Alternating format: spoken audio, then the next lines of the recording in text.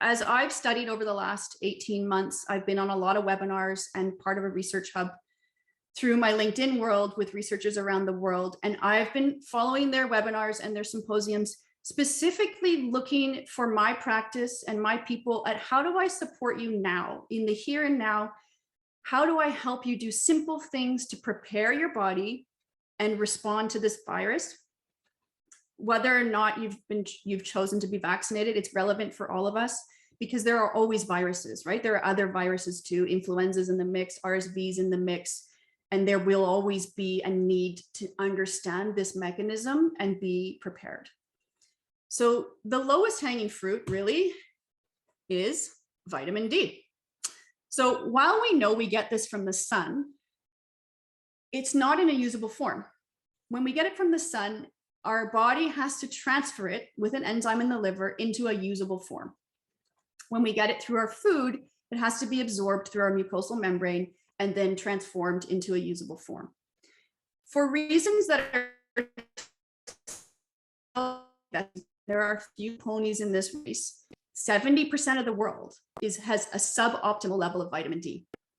The vitamin D research over the past 18 months has been mind-blowing. It is highly associated with severity. By no means can we say it's causative. That is certainly a level of science that takes much longer to discern. Science is actually quite slow. But we know it's highly associated. And we know that in order to have a healthy immune response, we need to have a vitamin D level that in Canada, with the way we measure it, is somewhere around 100. Most of us won't be there. So vitamin D supplementation is just not really even an option when you live here. And I would even argue when you live almost anywhere these days for reasons that are still coming out in the literature. The ponies in that race are actually toxicities like glyphosate. It looks like it's inhibiting our enzymes and our ability for our mucosal system to properly absorb it.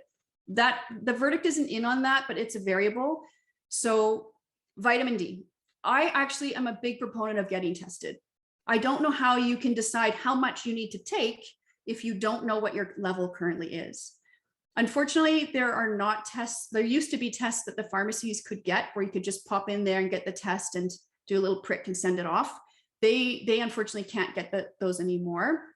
You can go and request it from your doctor and then you pay for the test at the hospital lab. I have seen some tests online. I can't really speak to them because I haven't used them myself. I went through the public health system when I got mine tested. And despite supplementing, was suboptimal. So I increased mine a little bit. I can't advise you in any way how much to take, but I can tell you this is a very important low-hanging fruit. And in the business program I built, I actually provide it to the businesses. And I've been part of a little collaborative where we raised money in Invermere to purchase them and give them to the food bank, because we need to make sure the people that don't have the bandwidth in life to really be even considering that have it just readily available. It's that important. Another really important one is zinc. Zinc acts in the cells to reduce the ability for the virus to replicate, sort of like getting photocopied, okay? And selenium actually acts to make sure that the photocopier is working properly so that you don't get the changes, which are essentially the mutations in the virus.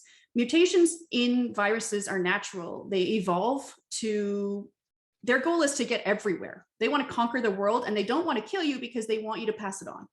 So they tend over time to get less virulent and more contagious. When we have good levels of selenium, the photocopier works better and we make less errors in the transcription. So anyone that gets this can create changes. It's not one group or another, it's everyone. Zinc needs help to get into the cell. So you can think of zinc like the bullet and quercetin like the gun.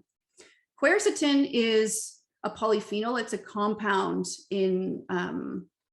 found in vegetables, fruits and vegetables. It's really high in certain berries like elderberries and blueberries, leafy greens. There's a whole chart here. It's easy to find online. Basically, eating real food works, real vegetables every day. And, I think, in my family, I don't add quercetin as a supplement unless we are actually actively navigating a virus. I just get it enough. We're plant-based family, so we eat a lot of plants and we know we have enough in our diet. We do supplement D because I actually think everyone unfortunately needs to. Vitamin C is hugely important. It's an antioxidant. My mom, because I send my mom all of these things for her to take, she complained that I was sending her too many things and requested that I find something that had as many of them in one spot. And somebody sent me a link to this vitamin C8. I don't have access it through my accounts, but I believe Circle sells it. And it basically covers it all except for vitamin D and then your quercetin through your food-based eating. Okay, so here's the little tricks and tips that grandma gave you that really, really work. Steaming over a bowl of hot water and adding in some essential oils, like mostly the ones you would find in Vicks Vapor Rub, like eucalyptus and menthol, and they work. And there's actually studies. So there was a study recently out of India where they looked at this in healthcare workers, and it reduced viral load by 50%.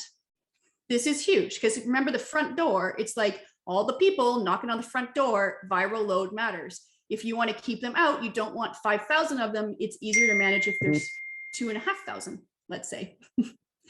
It's transient. It doesn't last forever because the bacteria in your gut lining can replicate it, but it does work. So using this tool is important. Diffusers, for the same reason, also work. I know they've become this thing that we love how it feels, and that's a bonus too, because everyone needs a little boost right now in their mental health. But there's several studies that show diffusing lemon can deal with a lot of bacteria in the air. I diffuse it in my office every day by way of actually keeping the space and the air clean. I also have an air filter in my office from Air Doctor that I use to turn my air over 4 times an hour in my treatment room. So these are simple tools we can add to our business spaces that have huge power, and they're not kitschy. They are actually proven to work.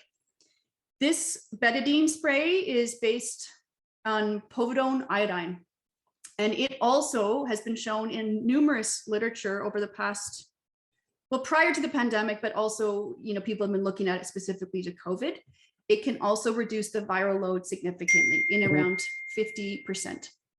Sorry, I don't know how to turn the dinging off on my computer. I apologize. So this is sold at our local pharmacies. It's an effective tool. And I personally wouldn't choose to use it preventatively just because there is iodine in it and some people are more sensitive in their thyroid. It's obviously safe, it's over the counter, but I would choose to use it in the event of a viral situation. The toothbrush. Simple trick. When you get sick, throw it out. Get a new one. When you are done being sick, throw that one out and get a new one. Viruses that are airborne, like SARS-CoV-2, come in through our mouth and nose. When we take good care of our oral and nasal hygiene, we reduce transmission to others, we reduce the risk to ourselves.